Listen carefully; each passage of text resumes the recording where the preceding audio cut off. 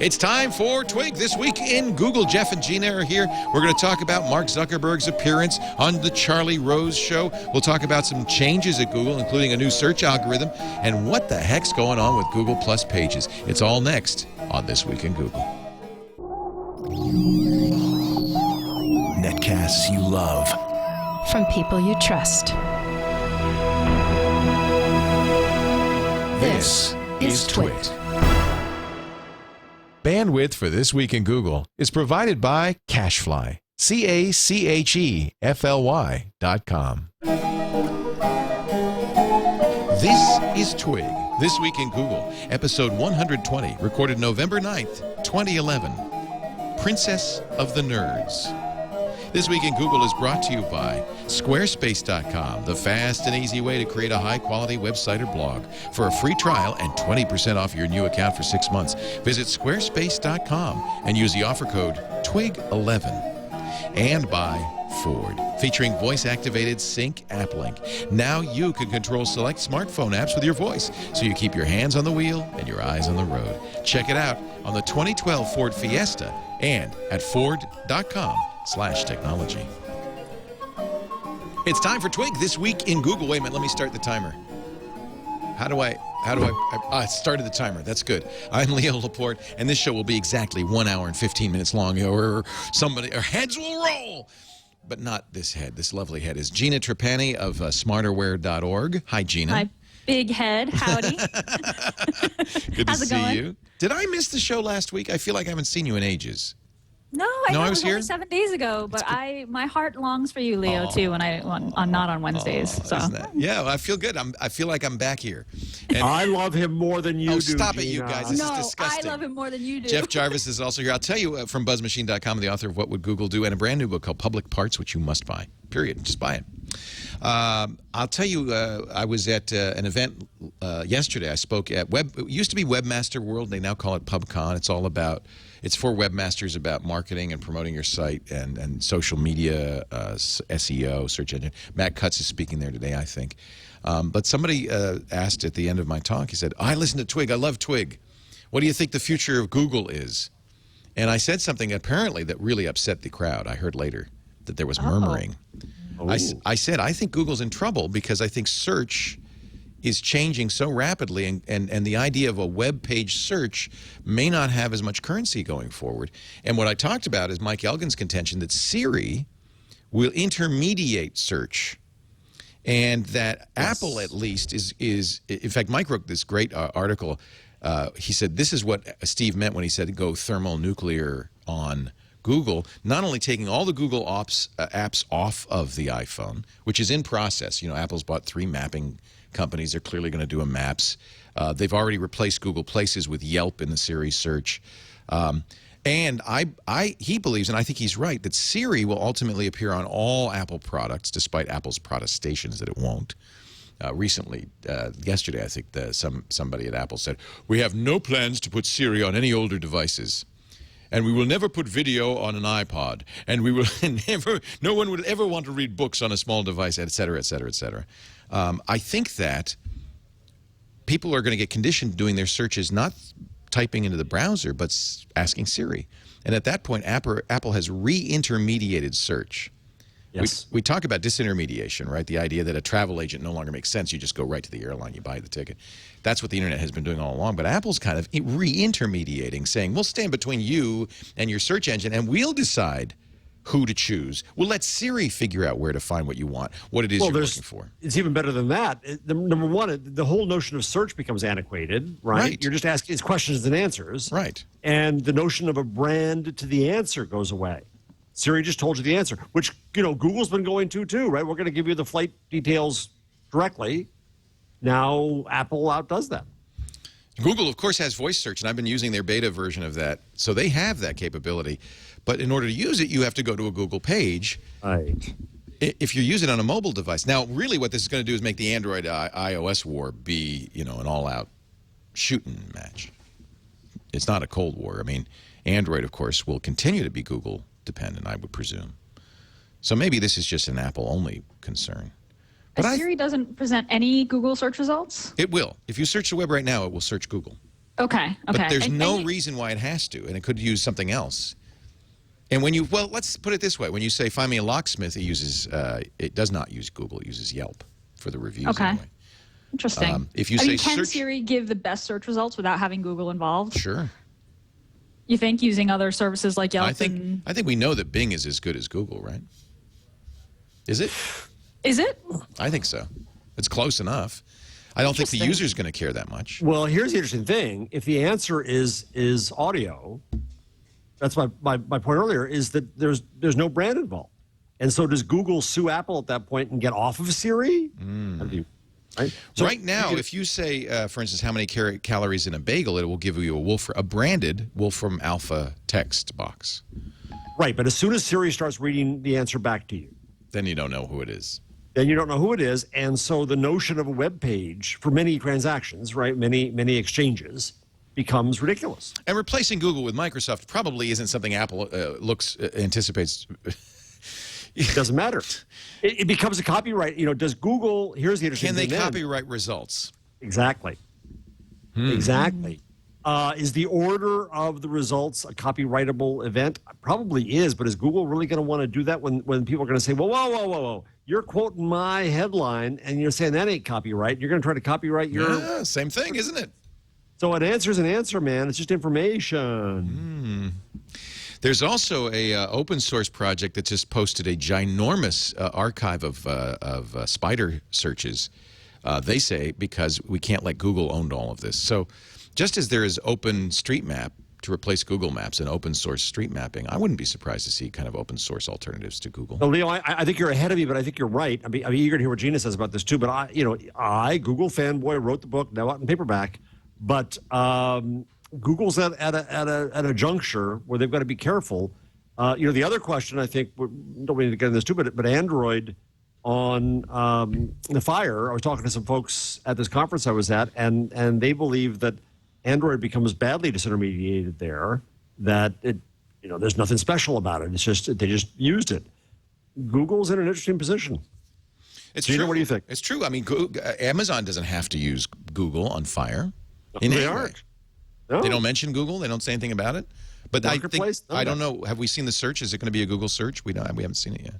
That's right. We haven't. Yeah, it's interesting. I mean, I still think about Google as the best search results out there. I mean, I tried switching to other search engines, and it just didn't work. And in terms of like an open source search engine, yes, search engines are becoming easier to build, and it's kind of old school, right? Like finding web pages isn't the most important thing anymore, right? That's the point, the really. social part That's of it. It may be that Google continues to be the best way to find a web page.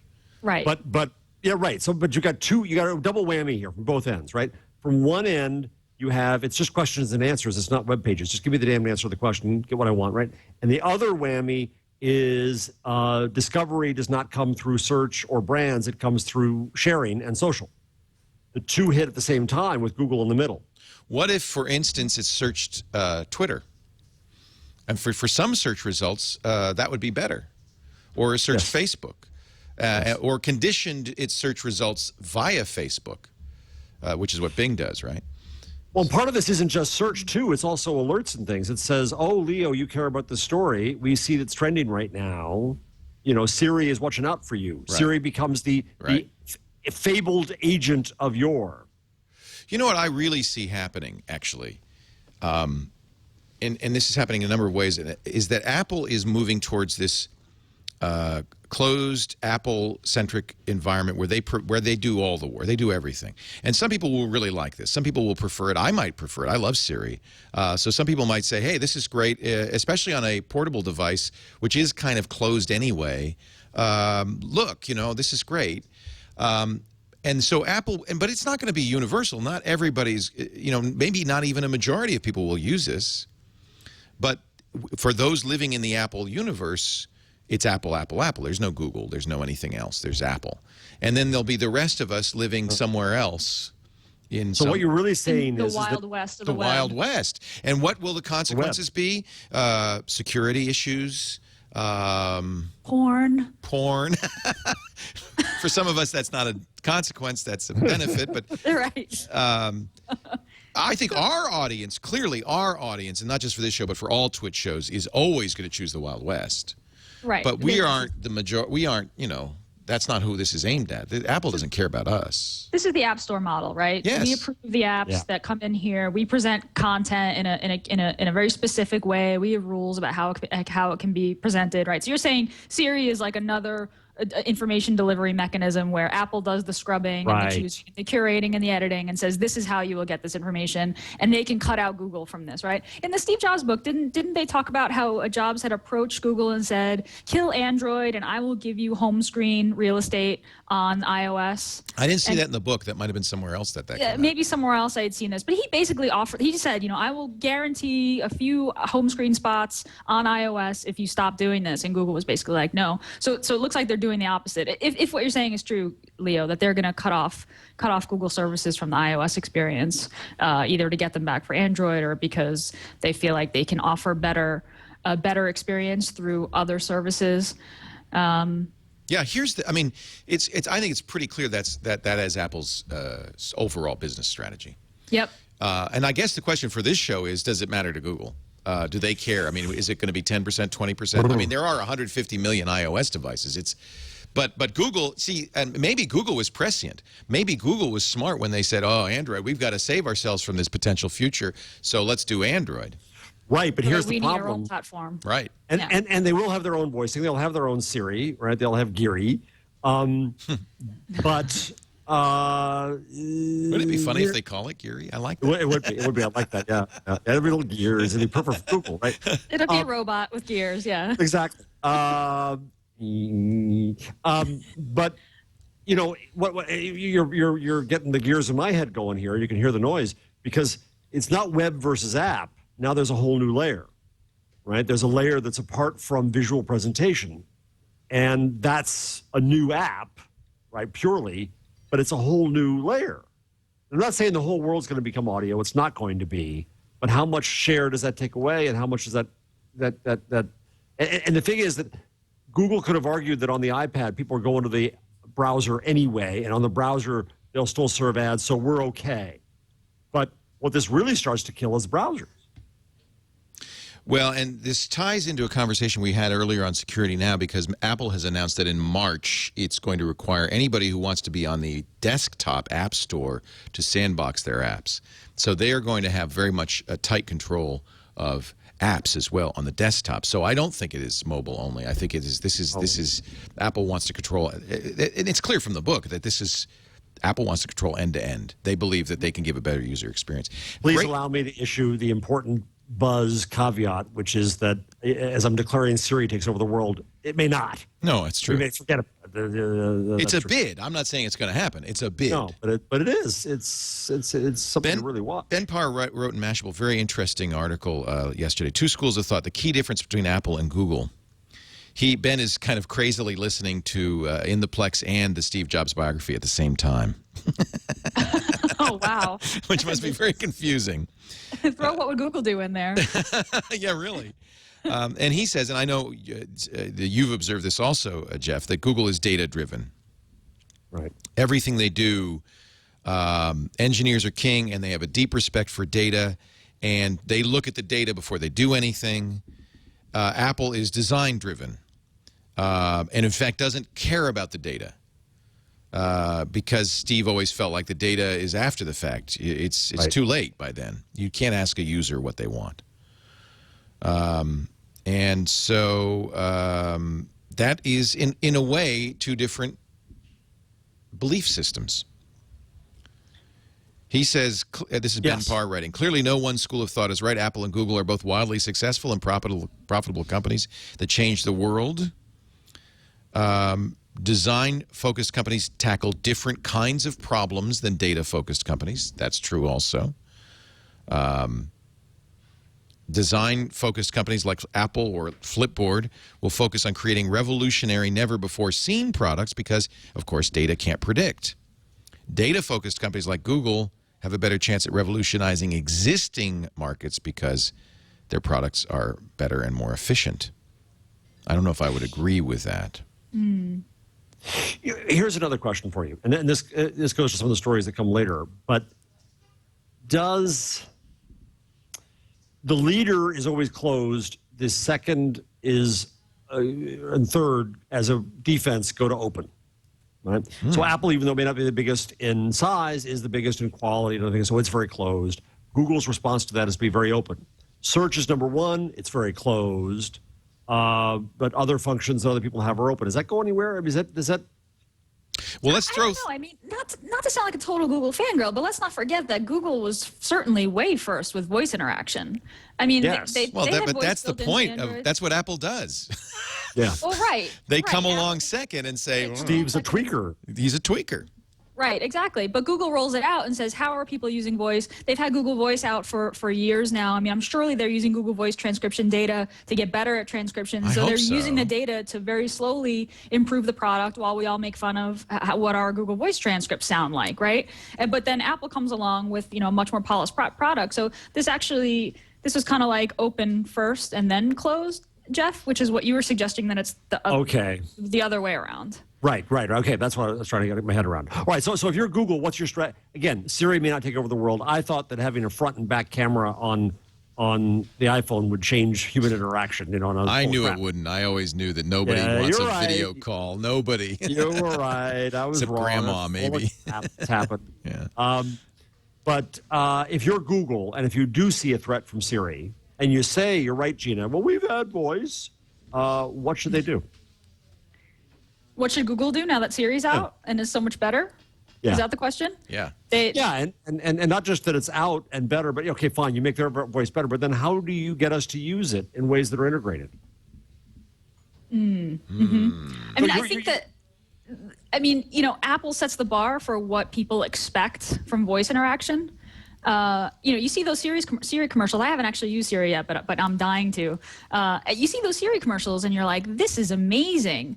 Google's had voice commands forever. Google now, kind of Apple did the same thing with the iPhone. Right. Even though Schmidt says they started Android before the iPhone got released, the iPhone got released, and suddenly everyone's expectations of what a touchscreen smartphone should be changed. Right. So in a way, Apple has done this with Siri too. Like Google voice commands were cool and kind of nerdy, and we would have our wives laugh at us when we tried to use them. Okay, shh, I'm gonna talk to the phone now, right? But now Apple has released Siri, and it's really cool. I've got this personal assistant that I talk to, into my phone or whatever. So Google now, really has to kind of do what they do, right? Catch up and surpass with, with the nerdy take, with the nerdy improvements, and then another design-focused company makes it human again. All right, Princess of the Nerds.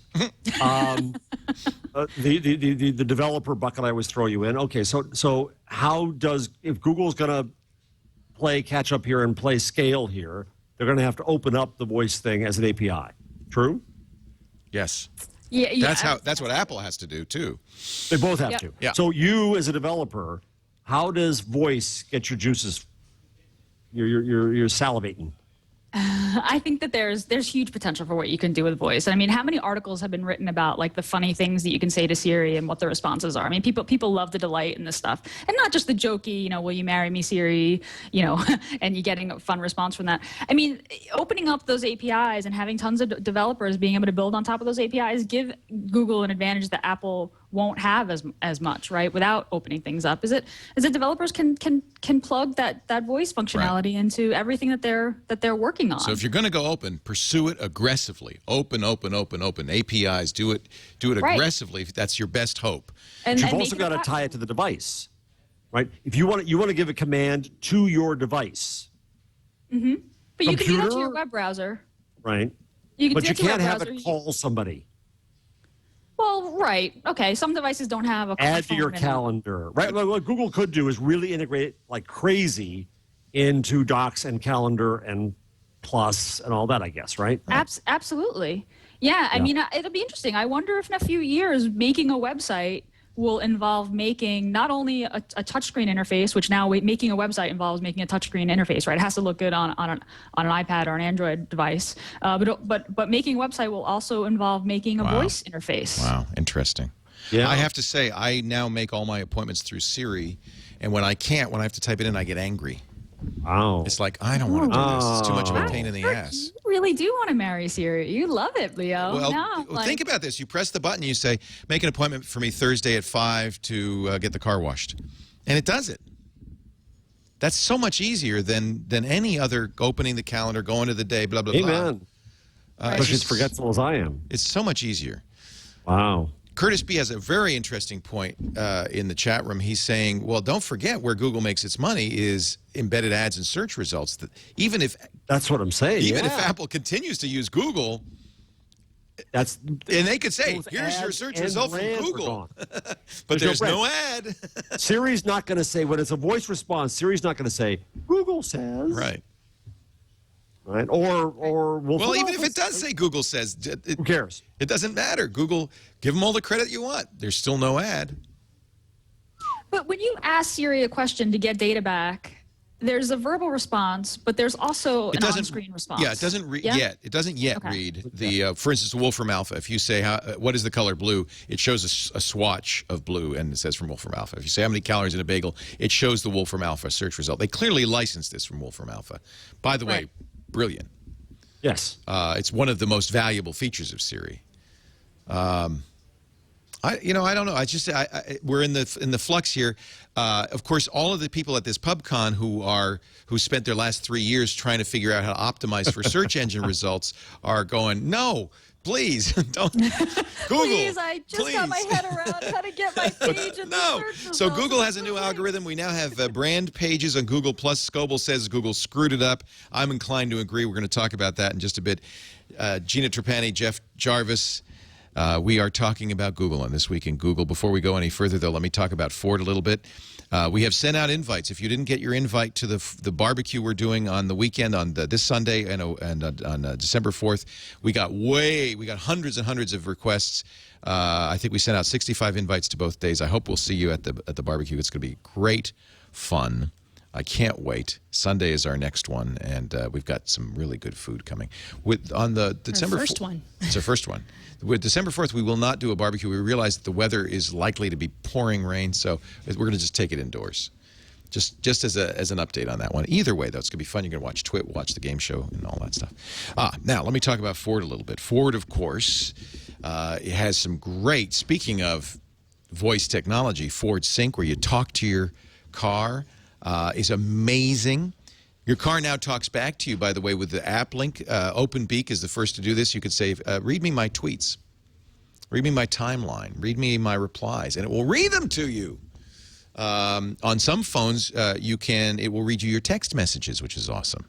This app link is very cool because Ford, I know this because Alan Mulally, the CEO, told me.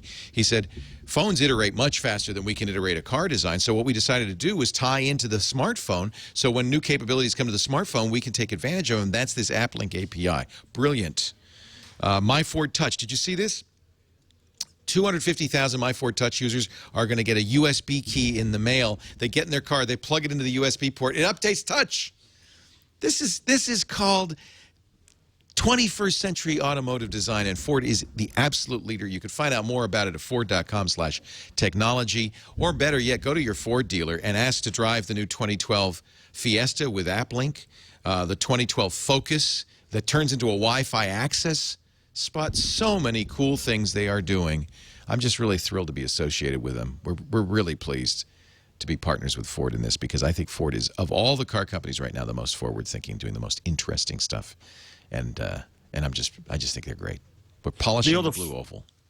I'm sorry, the Ford is a Wi-Fi hotspot, right? Yeah. So you could just be parked around that when you're tailgating or something, and you're all online. They have access. They have WPA passwords, so you're yes. Right, but that's cool though. You can give it to your friends. Oh yeah, your car as an access point is hysterical. Anyway, Ford.com/technology. Thank you, Ford, for supporting This Week in Google. So I immediately went yesterday. I know Eileen did for All About Android, right? You created a brand page. I created a TWiT brand page. A couple of problems. Anybody can create a TWiT brand page, right? Yeah, I think there's a fake one up there right now, and I was hoping to get somebody from Google Plus. Oh, good luck. The Python support script is not going to help you here. So there's problem number one. Well, that's the official one. This one. is our official page. It's only got one post on there because here's the other problem. I registered it. Only I can do anything with it. That's the Scoble's right Scoble's about that. comment, and he's absolutely right. He registered Rackspace. Quickly, you want to grab those brands, right?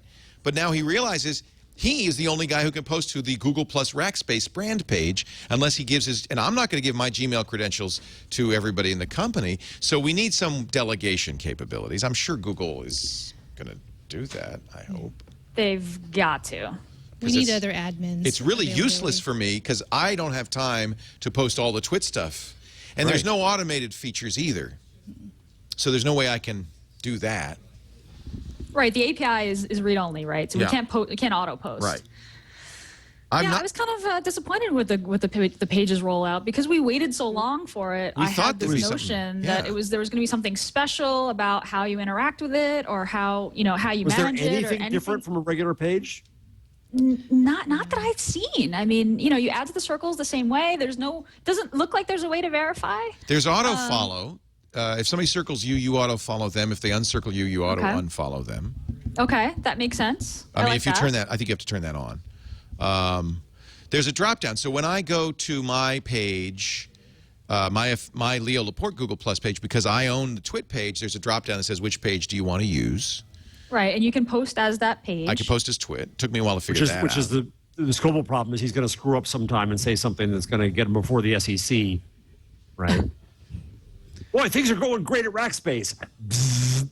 Right, and they're in a quiet period. Apparently, Vic has said we will have administration capabilities. They're going to add that, but it seems like they should have had that. Shouldn't they have rolled out with it? Yeah. My real concern is the land grab. Everybody's going to get all of our shows. We are not going to control any of our show pages. There has to be some sort of verification There has to be. process. If they're all big on you using your real name, then it follows automatically that you've got to have trust in the brand name being real. Well, there is I've noticed on some brand pages, like Pepsi and the ones that Google promotes, there's a verified. Oh. Yeah, okay. So that's just going to be a matter of rolling that out. But I'm not verified. Do they Show me kill TWiT again, the other Eileen. Pepsi I don't think TWiT's verified yet. No. Oh, sorry. And that requires that they kill the non-verified Pepsi pages. See the little box next to TWiT? That's all it says. Oh. There's a checkbox on some. Try Pepsi plus Pepsi. Gina, you're so right. I was disappointing is they didn't think through what your relationship with a business ought to be. Yeah, see, there's a verified. That's what I thought they were doing. I was like, oh, they're going to do something different from Facebook. They're gonna rethink how there's going to be some kind of twist to the way that you interact. They're going to know that there's a big difference between a company and a person, and those differences are going to come through in how you interact. And I can't wait to see this. And then it rolled out, and I was kind of like, oh, this is It should be going after Doc Searle's vendor relationship management model, where suddenly you get a new chance to have a new relationship with the company. They could have thought that through in really new ways. Apparently, somebody in the chat room said, and this makes sense. This is Google-ish. You could put a meta tag on your website to do the verification. Oh, okay, yeah. So you can tie it into your website. That's going to not help me at all on the show pages because they don't have dedicated websites. Oh, subfolders Even if we have a on the dedicated same link domain? to a show? So somebody could make it, and I'm sure has by now, because we have a very 30 seconds. intrepid audience, has probably made a Twig page. But I don't have a Twig site that I can verify it. I don't know. Well, don't you have the slash? Those slash Twig tweets. pages? This is the But thing, will it's that? This I think it has to be the TLD, doesn't it? It has to be the top level domain. I don't know. I don't know. Well, we'll try it. Because your TLD isn't necessarily a brand. Yeah. Wait, Leo. Okay, but it's a company page, or is it a company page or a product page? I mean, does Procter & Gamble have one page, or does it have 500 pages?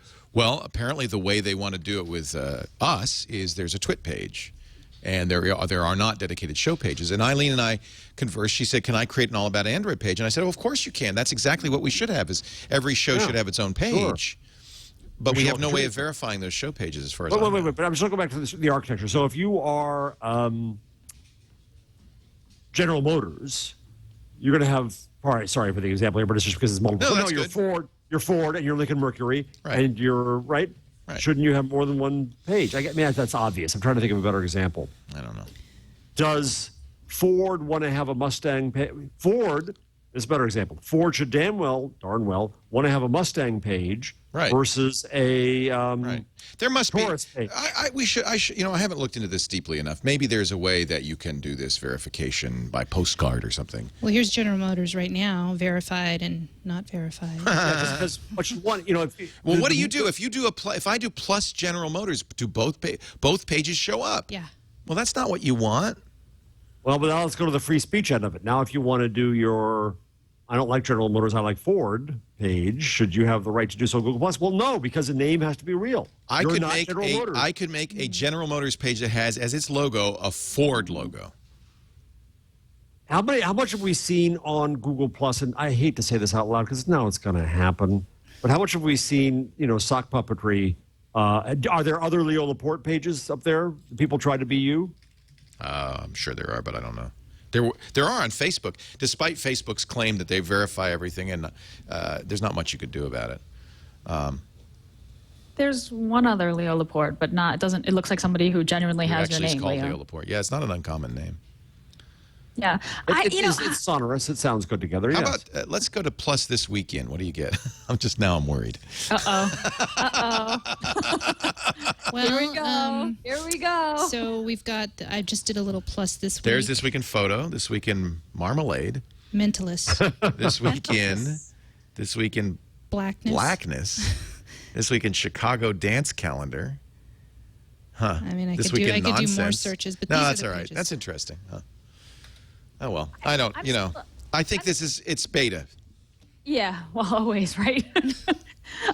I'm still hung up on this idea of like treating people, equating people and companies. When I started to circle companies and brands, I thought, well, are these things going to be flagged differently in my circles? Am I going to be able to see that this is a brand and not a person? And I thought what was really interesting was that the promo video for Google Pages was this like really cool, friendly guy who runs this little bike shop and wants to serve his customers and does hangouts, and it focused on this one gentleman who seemed like a very savvy business owner, right? But the reality is that most big companies don't have just one person behind them, right? And it's just there's a huge difference between businesses and people. So, Google Plus is supposed to be all about people. So it just surprised me that that brand and business pages behave exactly like. Well, especially because this Google Direct Connect, this new feature where you just plus brand name is supposed to, you follow Toyota, you type plus Toyota in the Google search box. Yeah. And then it goes right to the Google Plus page, and you hit enter, and you're circled them. This is me not being a Google fangirl. That was such. Direct Connect really, really disappointed me. This feels like the marketing team beat out the engineering team. Like the fact that they stopped using the plus sign as like a very common search operator for years and years and years in order to do Direct Connect, bummed me out. Got to say what's true. Yep. Not happy. I like that you have to opt in, right? So this doesn't happen automatically. You have to opt in. That the first time that you do the plus search, it says, hey, do you want to direct connect with brands this way? And you can say no thanks. So that's good. Yeah, but everybody's going to say yes. Why would you say no? Yeah, I mean, that's sure, convenient. Google Plus, right, it's convenient. But I still can't believe that they gave up the regular plus search operator to do direct connect. That kind of made me sad. It's no longer engineering driven. It's very clear there's some marketing in here. It felt like it really did feel like a shift to me. I was like, oh, Google's doing this is all about driving traffic to Google Plus and less about serving sort of people who know how to search the web. Well, the other disappointment, Gina, I mean, fanboy now disappointed, is back to your prior point. If they were going to make people and companies exactly the same, then why the hell didn't they let them into Plus from the beginning? Right. And just have it be a data point. Are you a person or are you a brand? Right. I mean, it seemed like they didn't think about it. The whole thing has just been strange. I want to believe that there are new features coming out for brand pages and company pages which are going to differentiate themselves, differentiate them more. But the whole thing has just been strange. Google Plus launches, everyone starts to make brand pages. They say no, stop, don't do that. They're coming. They made a point to ask everyone not to do that. And then they came out and okay, they're functional, but they don't do anything more than Facebook pages do. In fact, they do less because there's very few administrative functions that Facebook pages have. And I'm a big believer. I really think that social media updates for an organization or a brand are so much more effective when they're personal, when they're signed by a human, right? So like Barack Obama tweets on the White House account, and it sees more responses, when he signs it, BO, it sees more responses than the White House has ever gotten, right? Because they generally use it as sort of this like faceless voice of the who wants to talk to a institution, right? factotum? Right. I mean, all the more reason to have multiple people. So when Eileen, says something in our page, people respond to Eileen as a person. Exactly.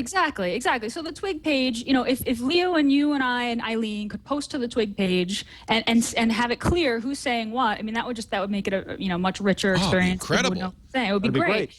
Well, they say they're going to do that. But what they didn't do is ask companies and ask us in public what they should do.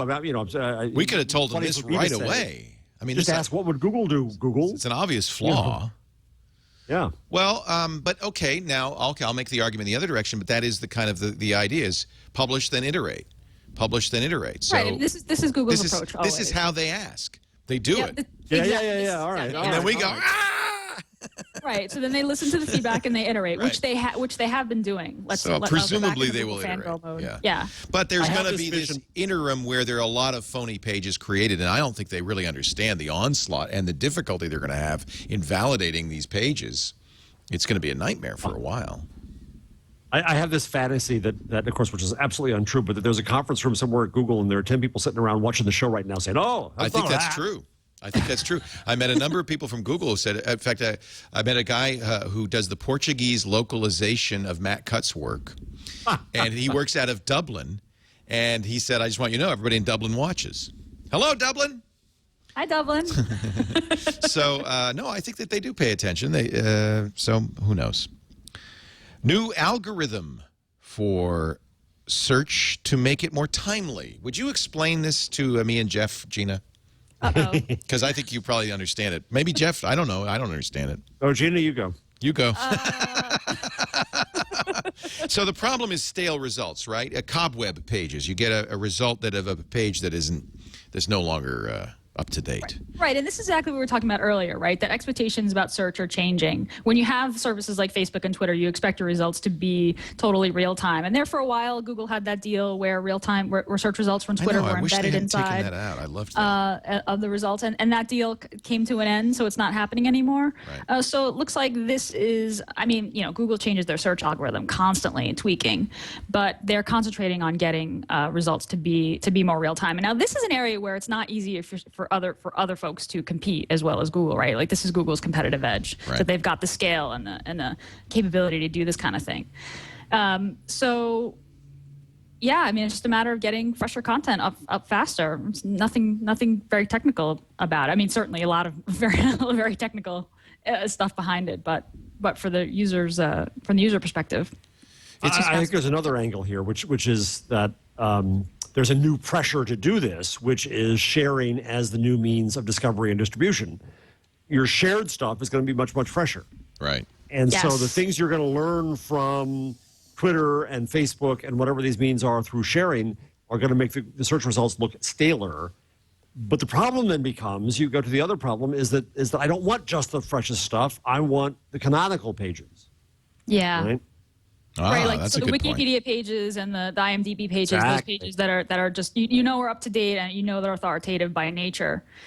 But that's a really good point that you make, Jeff. This is part of the plusification of everything, right? There's this added pressure to share. So there's this there's this pressure as a publisher to be on Google Plus, to be in lots of circles, to verify your account so that it shows up for your name and that your name shows up. And when you share links, it shows up that you shared them for people who are following you.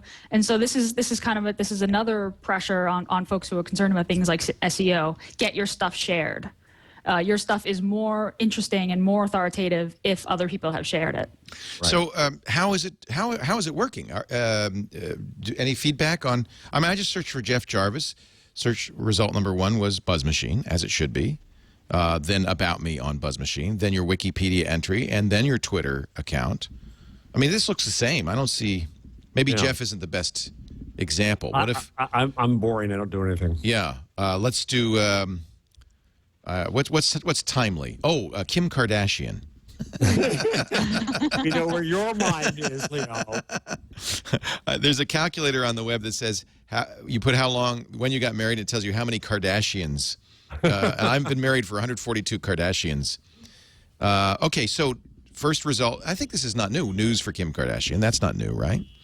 No, that's always been there. I don't know how this is What would different. be talked about on blogs and such? Something timely and topical. I mean, one of their examples is like Occupy Oakland, for example, Okay, or there you NBA go. lockout, like a news event. Okay.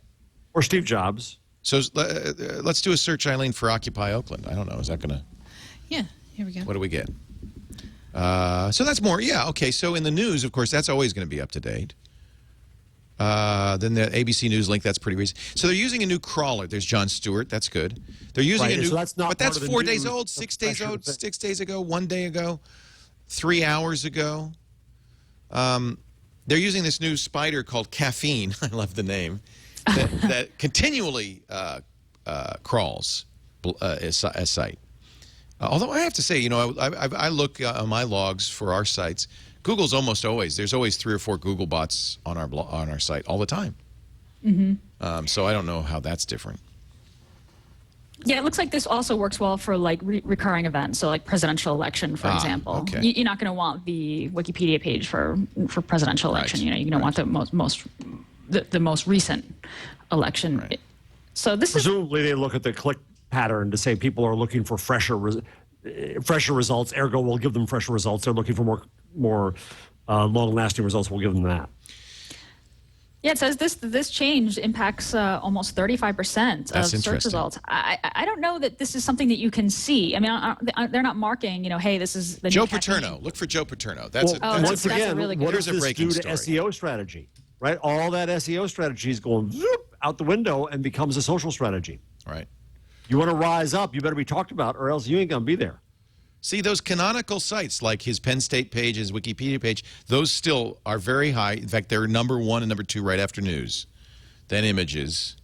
That also may be because people are saying, who is this guy again? And now 7 hours ago, 6 hours ago, 2 hours ago, Okay. 7 hours ago, 1 day ago. So now all the rest of these results are, in fact, the latest. And if you really want to try to look up Joe Paterno's, win record and that kind of stuff, once you get past Wikipedia, you're going to have to go through a lot of pages, I'll bet, before you get back to the football. I think his Wikipedia was the third result. So. But I know, but what I'm saying is if you want to then read sports stories about him rather than Right. scandal stories about him. Well, that's a good point. How many pages do you have to go in Paterno? That's a very good point. I mean, this does not benefit the Herman This is a Cains and great Joe example Paternos of the because world. I mean, it's it not may a be good... the end of his tenure there, and it may be the big story of the moment. But is it representative of Joe Paterno canonically as a topic? Not at all. Yeah. Right. No, it isn't. Go ahead. At the bottom of the blog post, the Google clarifies that 35% of searches will have at least one result affected by this change, but only 6 to 10 will be like noticeably different. Got so it. Paterno is probably noticeably different, but Right. you know, a year from now, the results for Joe Paterno should be much different. Let's hope so, because they not only make them more up to date now, but continue to improve. Right. Right. Right. We're going to take a break. Is Mark Zuckerberg underestimating Google? Bradley Horowitz says he's delighted to be underestimated. We'll talk about that in just a second. We're talking about Google This Week in Google with Gina Trapani from smarterware.org and thinkupapp.com, Lifehacker founder, and of course Jeff Jarvis, the author of Public Parts, brand new from I almost said Simon & Schuster. It is. It is Simon & Schuster. Yes. How is Mr. Simon and Mr. Schuster? How are they doing these days? I think they're doing very well. Nothing much on the up-to-date Google search results on Mr. Simon and Mr. Schuster, however. No. And not many changes of late. I want to talk about Squarespace.com, the secret behind high-quality websites. And notice I say websites, not just blogs. Great for a blog, but for any kind of website. Squarespace.com has the best...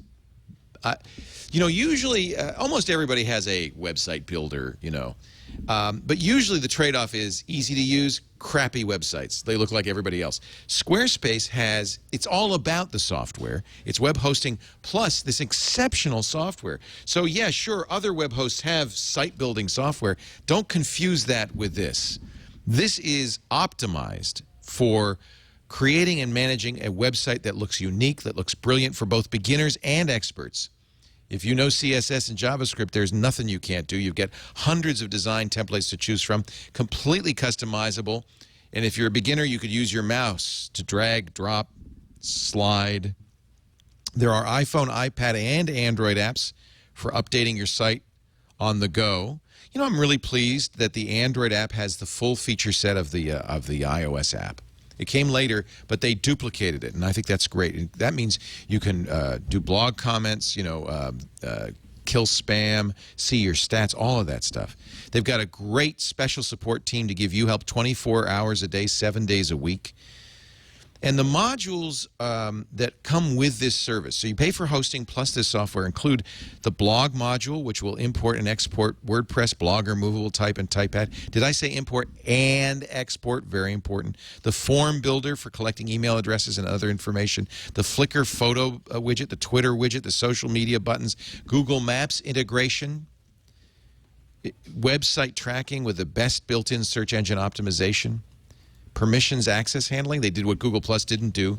You can have many authors on your blog. They support it all. I just want you to check it out. Go to squarespace.com. There's a trial offer. You just click that big green button. You don't need a credit card. Literally just 2 weeks. You try everything 100%. And if you'd like 20% off your new account for 6 months, use the offer code TWIG11. We're in November, so TWIG11, TWIG11, and you'll get 20% off for the next 6 months. I love Squarespace. We use it for our own inside.twit.tv blog. You know what we did the other day? It was on Twit. I said, everybody watching, try to bring down our Inside Twit blog. You know, we will bring down any site because there's thousands of people watching. They will all go there. They will bring it down just by going there. And we were not able to bring it down. You can't bring down a Squarespace site. I don't care. You cannot twit it. We put our This Week in Twit show there, which is a Lisa Kensel, our CEO, and I talk about what's going on with Twit. I don't know what we're doing there. We also looks like you're killing flies. Well, which is my next post. And that's How the next to kill post. Flies. You know, our staff is so innovative. They have brought in Venus flytraps and pitcher plants, and it's working. It is working. There it is. That's awesome. Right there. All natural, baby. We Love had it. a fly infestation. I haven't seen a fly all day. And we actually shine a light through the Venus flytrap, and you can see a fly inside. Oh, that's awesome. It works. Well, we had that weird tape. We were using fly paper. And that killed a bunch because there's some gross flies on the tape. I think we This could is throw away actually the pretty fly good. paper. This is organic. It's natural. It improves the CEO and the CO2. Certainly improves my disposition. Anyway, that's a Squarespace site if you want to take a look at it. Go ahead, try to bring it down. Squarespace.com. Use the offer code TWIG11 for 20% off. I did not. I was traveling, so I wasn't able to see the Charlie Rose interview with Zuck and Cheryl. How was that? I didn't get to watch it either. I read the stories about it. It is online now, so you can see it in full. I didn't get to watch the whole thing. I started to watch it. It was I was really happy that he had both Mark and Cheryl on. Somebody said that Cheryl really felt like adult supervision. Call it like you see it. I don't know. Eileen, you saw that. I would disagree. I actually thought that they looked like they were more compatible working together. Well, they're clearly a great team. I mean, I just think that if you watch the interview, they seem to it seems like they think eye to eye. They complete each other's sentences, kind of thing. Unlike the last video, which I saw a couple months ago with Schmidt and Paige on stage, Yeah, and it that really was awkward. still felt like he was that was doing awkward. a parent supervision. Yeah. Right.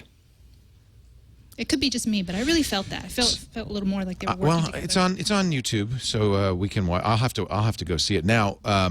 One of the things apparently that Zuck said in that interview was that he felt like Google was trying to build its own little Facebook. I like that. That was cute. Yeah. Slightly condescending. Hey, they're cute. Google's trying to build a little Facebook. And Bradley Horowitz, I don't think he said it like that, but anyway. And Bradley Horowitz says, I'm delighted to be underestimated. Bradley, of course, Good answer. the VP of As they product. say on Family Feud, good answer. Good answer, Brad. He rejected comparisons between Google, Facebook, and other social networks as being little more than fodder to give the media advertising and click-throughs, with the Google man insisting the company is focusing... who wrote this? This is from the Next Web. So I'm reading somebody's writing here, and I'm not quite understanding it. Google... the company is focused on making its services better and not watching the competition. Yeah, right. It's just chance that it looks exactly like Facebook. It's just chance. I mean, I gotta say, Zuck kind of earned the ability to make that statement. I mean, come on, Google Plus is Google is clearly playing catch up with Facebook, with Google Plus. I mean, even Stephen Levy in the Plex, described how they had that panic moment of like, oh crap, Facebook's doing something really important, and if we don't do something about it soon, we're gonna be left in the dust. So. Yeah, and of course, I think Bradley's response was appropriate, but I find the whole thing really amusing. There's Charlie Rose in this pink tie. Well, you're right. You're right, Gina. Too is that Zuckerberg's been saying that every business is going to become social, and I guess the extent of that is even Google. Right. Games, music. The question is, can they? The question is, can they do it and survive? Can they make that pivot? It's a pivot. Well, we were just talking about it a minute ago, right? That's where they're changing search. That's why search, by being fresher, search is in fact more social. Because how do they know it's fresh and hot? Social. Right. Sharing. Right. Yep. Zuck also said that Google, Yahoo, and Microsoft collect data behind your back. On the other hand, we collect data right in your face. He says, no, but I have to say, I admire Zuck for not saying, Google stole our ideas and we're going thermonuclear war on them. Well, he's had a little trouble talking to that. I think he wants to avoid that line of. Yeah, I think he learned the lesson. Yeah. He downplays the notion that Facebook's at war with Apple, Google, and Microsoft. He took, some nice little shots, but mostly I think his message was the message that Facebook paid those PR people to spread, which is that it's not just us collecting data. Everybody else is collecting data. In fact, he says that they're collecting more data and behind your back. Yeah, what Zuckerberg's been saying, what he said to me when I interviewed him was, when you get a Green Day ad on your page, it's because you said you like Green Day. Right. That there's nothing mysterious about that. And that these are things that you're doing for your life. Whereas everybody else, that he created an application that does that because you want to do it, whereas everybody else is kind of getting it on the sly because it's not part of what you're really doing. It is a byproduct, whereas at Facebook, it is the real product. He also says that Facebook gives you more control, and he acknowledges that's very important. I don't know if that's true. I agree. I think it's truer now than it was. Right. Yeah. He says that Sheryl Sandberg said that it's like caller ID. Remember when caller ID came out? People were up in arms. They said it was a violation of the caller's privacy to have their numbers revealed. It's now mainstream and it's expected. And she says, so people get used to it. She says people get used to it. Does that seem reasonable? I think that actually does seem reasonable. I think it is. That is reasonable. It's a good metaphor. But you know what? Prank calls don't happen the way that they used to. That's right. Since a caller ID. I mean, people change their behavior about how they use the phone for the better. And doesn't it annoy the hell out of you when people block their caller ID? Yeah. Oh, absolutely. I hate it. Absolutely. It's like, I want to know. Crazy. You want to know, right? I pick up the phone differently depending on whether or not I know who it is. I presume that it's not somebody I want to talk to. Unfortunately, one of my wife's best friends has blocked her caller ID. So I see caller unavailable. I go, it's Michelle. Right. Well, right. I have that one person in my life who one person who's blocked. I say, I know who this is. I won't let them tell anything. Well, I think that Cheryl's point was a good one. I don't think that saying Facebook collecting data about you is as harmless as caller ID because of that behavioral change. Like, I think that people are still learning that when they say, oh, yeah, I like Green Day, that they're not just sort of saying I like Green Day. Yes. They're providing a signal to Facebook, give me Green Day. And I think that there's a difference. There's a difference between, just having a thought and publishing a thought. And you think users know that like button is that's not just telling Green Day I like you, but they know that's telling Facebook that's I think our audience does. Our audience knows that. Sometimes I'm reading an article, I'm like, oh, this is a great article, and I go to hit the like button, and I'm like, this is going to show up in my stream. Maybe this is going to, everyone's going to think that I agree with everything the author has said, and I think twice about it because I realize what the implications are. But I think it's just so easy to just say, oh yeah, I like this, and then suddenly that changes too with the verb, changing from like to reading. Yes. Which is what they're trying to do too. Is it just becomes actions rather than opinions? There was the Washington Post or the the Washington Post or NPR, they always get their knickers in knots about this, scolded a journalist for retweeting something when that they should have shown that they didn't agree or something. So someone was proposing a new notion, which I don't much like, that we have RT, we have MT, modified tweet, and the next one was NT, neutral tweet, retweet. That's interesting. Right, like I just think this is interesting and you should see it, but I don't necessarily agree or disagree or endorse. And basically, it should be DFBT, which is don't fire me tweet. Oh boy. There should also be like CYA tweets, you know. Right. Like Better. You win. You know. Required tweet. Yeah, the boss is looking. Rose asked Zuckerberg when Facebook would hit 1 billion users. Zuck said, if we do well, end of 2012. Yikes. Wow. That's a significant number. He said one of the ways that'll happen is through China. Danger, Will Well, Robinson. Sandberg said you can't connect the whole world and not connect China, but because of the restrictions, they're trying to get us ready for whatever compromises they're about to make. Oh, that's interesting. You're right. This is planned PR, and they're going to start. Exactly. They've got to go through the Google territory now with China. The way things are going in China, they're going to have to make a lot of compromises. Yeah, and that's a real problem. Yep. Because what they, architecturally, the problem Google made was they made different rules in China. Right. And they thus violated their principles. So Facebook, in my mind, had better hold principles here. And if it treats China differently than it treats the rest of the world, then what are their damn principles? So if China requires that someone provides their identification card in order to sign up for Facebook, right, which is where things are going with microblogging services in China right now, where you have to provide your identification cards so that they associate every single account with a real person. Do you think that that's a reasonable or unreasonable compromise? Well, that's really interesting, Gina, because basically that's kind of what Google's doing. was doing with Google Plus. So, yeah. Papers, please. Where are your papers? Yeah, I mean, I think it's a problem, don't you, Gina? I mean, that's the whole real name thing. But I don't think Facebook's going to have a problem with that. No, I think they'll agree to that. Want real names, yeah. And this will just be a matter of making sure they really, Here's the next thing. Which I got a problem with that, but fine. Let's say that darkness. Facebook said bad, Jeff. So the next thing is, what's Facebook's policy on handing over your private stuff? Well, that's the thing, right? I mean, right. Once the identification card is provided, then the government has the ability to see and verify everything that you publish. Facebook says, "Oh no, they don't. Not if you haven't friended them and you've made everything private to somebody." But Facebook says we comply with the local laws in every region. But here in the U.S. that means subpoenas, and it means that it's we hope discoverable. What if China says no? We just get to read everybody's stuff. We get to read everybody's stuff, and we get to delete the stuff that we don't like. I mean, that's the next step, right? That's the next step. Yeah. How far will Facebook go? What are their real principles?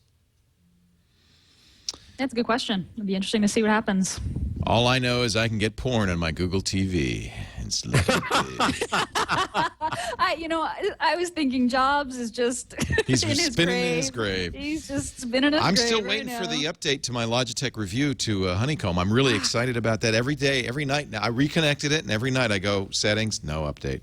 Me too. Yeah. Me too. Although Matt Howey posted a photo of his Sony unit. Sony's happening. So Jobs is smiling about something else today. What's that? Oh yeah. Flash. Yes, victory. Yes. Adobe has decided that they will no longer support Flash in the mobile environment. So not just iOS, but across the board. It never worked well on Android. So they said, and it's actually a victory for not just Jobs, I think, but for HTML5. Oh, yeah. They say we're going to... And they said straight out, it's better. Yeah. Grown-up points to them for saying it. Yep. Yeah, but there's definitely an I told you so coming from beyond the grave. That's for sure. Good. I think he did the right thing. I think it was right to do that, and I'm glad Adobe finally let it happen. Is that what you said at the time, Leo? Yes. Was. I did support that because Flash is, first of all, a major security problem, but mostly it's a pig. Yeah, that's true. And what I said, I believe, and we should go back and look at the tape, But what I believe I said was, this is going to be good. We're going to get rid of Flash. It doesn't belong on the. I don't like Flash in general. It reduces accessibility on websites. It makes. I think it's not an asset on a website. And HTML5 is available. There are better solutions. And it makes things less searchable. Now, Silverlight is also getting some bad signals too, right? Never liked that either, but I don't know. There was also some news about that today, too. I can't remember what it was. I don't remember either, but Microsoft is all in on Silverlight, so I think that's going to no, I heard that there was some lack of support on Silverlight. Let's see if this new, fresh Google search do a works. fresh search on that. It helps if I spell it Silverlight. How about the Nook tablet and the Fire? We're going to get those next week. Amazon's Fire comes out November, 15th? And then the following that, the Nook tablet comes out November 17th. It will be $50 more. They're touting the fact that it has twice the memory and twice the speed. Will anybody even notice? Will anybody even care? If you can get Amazon for $50 less, don't you think you're going to do that? I think that Barnes & Noble's got a challenge here. Well, I haven't seen it up on the Nook. Does it have more of Android in it? No, it's the same. It's basically the same. But you're buying it from B&N, not Amazon. We have breaking news from... Breaking news. It's not really breaking news. Tom Merritt, ladies and gentlemen of TNT, Tech News Today. Mary Jo Foley reported that sources told her Silverlight 5 will be the last Silverlight. Holy cow. That was the story. Holy cow. Microsoft was equivocating at their last conference over Silverlight. They didn't want to say about Windows 8 and Silverlight, so now we know. As a developer, I just love to see how mobile devices and smaller screens are affecting decisions about web design and about the way that we make the web, simplifying design, and also getting us back to the place where we're trying to preserve CPU cycles and preserve memory. Those constraints I think are actually a really good thing. Yeah, make us cut out hogs like Flash and Silverlight, I guess. Moving fast because I want to get a few more headlines in, and we got to get going for TNT. Eric Schmidt responds to the Jobs book saying, I've decided not to comment on what's been written in a book after his death. According to Reuters, Steve is a fantastic human being and someone who I miss very dearly. As a general comment, I think most people would agree Google is a great innovator, and I would also point out that the Android effort started before the iPhone effort. So that is his response to a game of last word. Yes. Yeah. And I guess he does have the last word on that. What about fact check? Is that the case? The Open Mobile Alliance, the Android pre-Google Android, certainly predates iPhone. But there's no way to tell how much the because iPhone did or didn't affect what Android is today. The first Google phone was released. They shipped before. Before? Well, no, the iPhone came out. Yeah, the iPhone came out before the first Android. Oh, sure. Phone, right? Yeah. So there's no way to tell. I remember getting the G1. The G1 was very disappointing.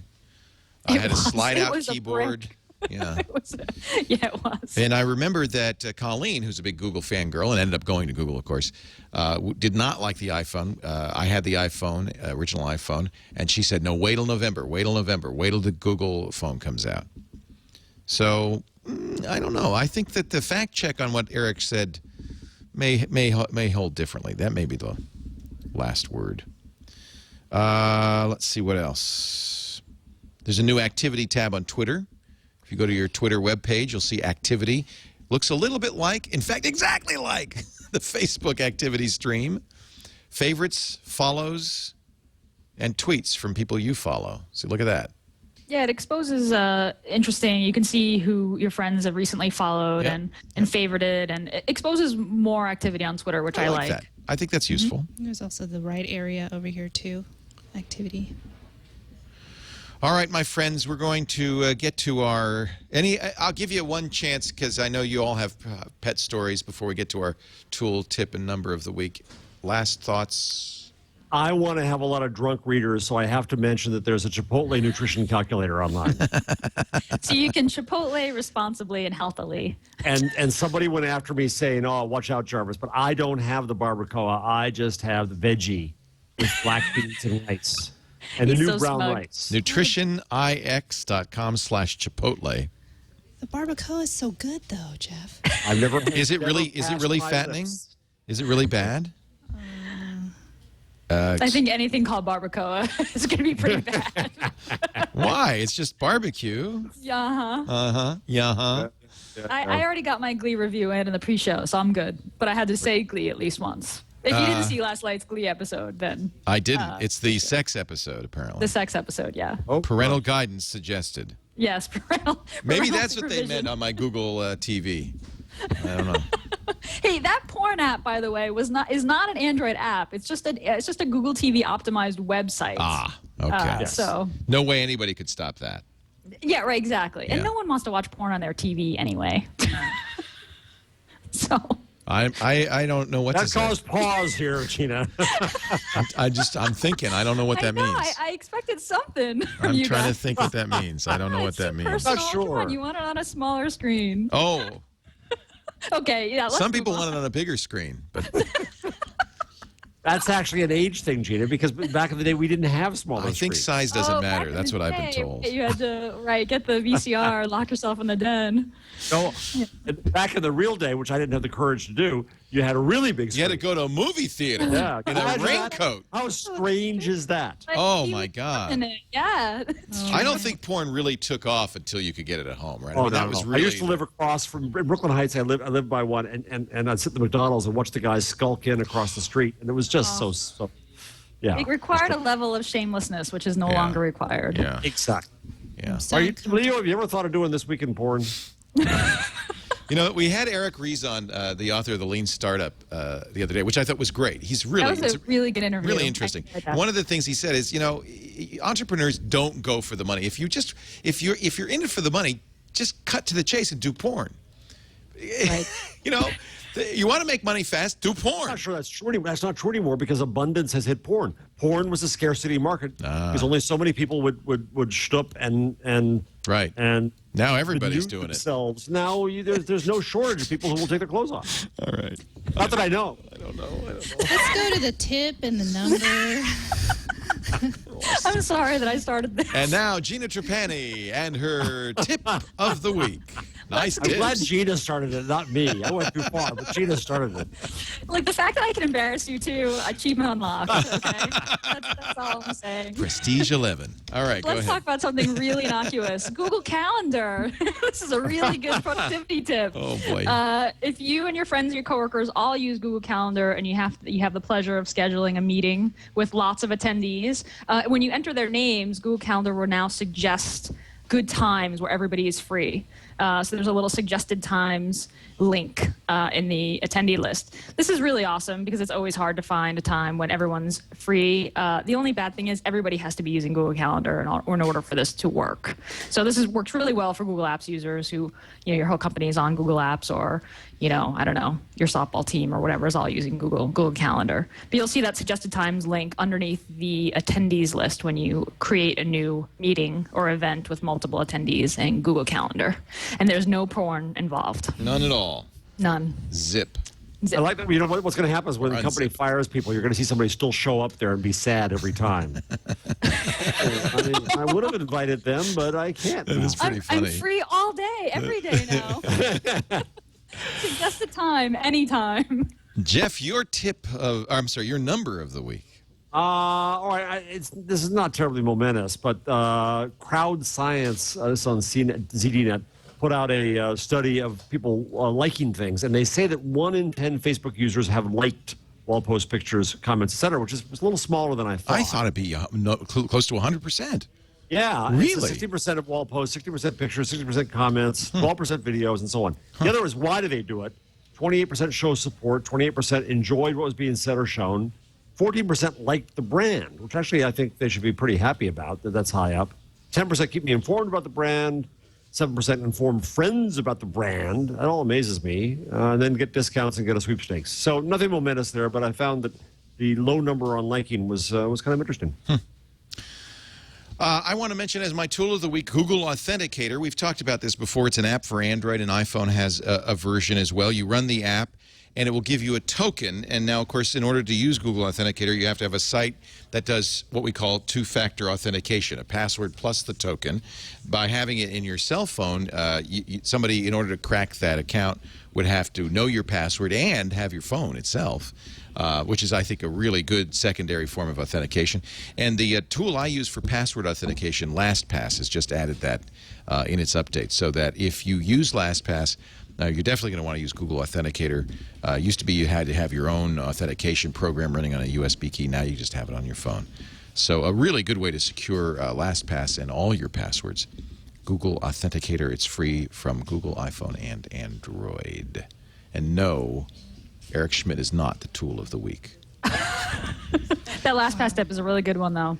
Yeah. Isn't LastPass great? I love it. LastPass is awesome. And adding second factor authentication through Google Authenticator is fantastic. Yep. LastPass has both free and paid versions. The paid version is $1 a month. Worth getting. Yeah, totally worth it. I paid for it just for the mobile app. I agree. Gina Trapani is at smarterware.org. That's her blog. You got to read it every day. Great stuff. And of course, she works on this amazing Think Up app, which is being used more and more by people. Did you see that Steve Martin is putting out a book of his tweets? Yes, I did. And you're the enabler. Yeah, I'm excited. The book of tweets is going to include replies, and yes, there was a point at which I was explaining to him how to get to the CBS file, the CSV file, and so yeah, I think I've helped him out with that. So I'm excited about that. When he said I want to, he said I need a way. He asked me. I said I need a way to collate my tweets and replies because I'm thinking maybe a book. This was a long time ago, and I said, well, let's get you together with Gina and Think Up, and so he's had a Think Up account for some time. Yeah, you hooked me up. Yeah, I'm really. He has great data, incredible charts. Well, I expect there'll be an acknowledgement for you in the book. I would expect. I hope so. Yeah. That'd be exciting. Should be. That's neat. And his tweets are hysterical, so I think it'll be a great. Yeah, it's very funny. You're his gateway to the tweeter. And, of course, don't forget Jeff Jarvis at buzzmachine.com, and his book is Public Parts. You must get it. It's in better bookstores everywhere, and a really interesting discussion. But not in airports, which pisses me off. So people, when you go to an airport, do me a favor, ask for it. Yeah. You mean all airports or some? No, because they're bozos who do airport deals. So I asked people in public life, if my friends all ask for it in airports, is that a good thing? They said yes. So harass them. Okay, good. They pay attention to that. Yeah. Thank you, Jeff. Thank you, Gina. Thank you all for being here. We do this show at 1 p.m. Pacific, 4 p.m. Eastern Time at twit.tv, so you can watch live. And 1 p.m. Pacific is now 2100 UTC. Eileen Rivera, our producer. Yes, ma'am? I just wanted to do a pitch for the best of, twit.tv/best of. You could give us your submissions for any of our shows, especially This Week in Google. Just fill out a couple of forms of your favorite story. I think or us singing moment. and dancing, our glee moments probably are going to get in there. Absolutely, that's going to make it. But you know, if you've got a particular story that you want to have us replay, we'll do that. Excellent. Yeah, that's for our holiday episodes, because we have a week in between Christmas and New Year's Day where we want to let everybody go home. So we'll do best of episodes on that week. So help us out. twit.tv/best of. Thank you, everybody, for being here. We'll see you next time on This Week in Google.